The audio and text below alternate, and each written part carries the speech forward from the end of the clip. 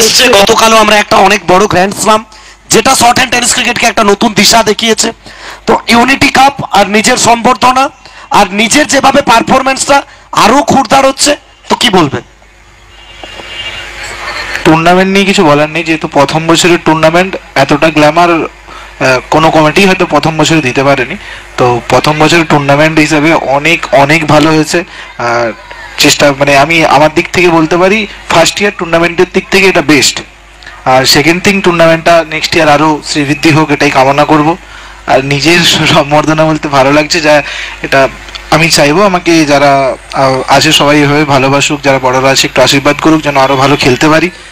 আর খেলার বিষয়ে যদি বলতে চাই, যারা খেলার প্রতি একটু টান আছে, আমি চাইবো যে তারা একটু ডেডিকেশনের সাথে ক্রিকেটটা খেলুক, ক্রিকেটটা নিয়ে ভাবুক। একটা পড়াশুনো যতটা একটা ছেলের জন্য ইম্পর্টেন্ট, আমার মনে হয় খেলাধুলোটা ততটাই ইম্পর্টেন্ট।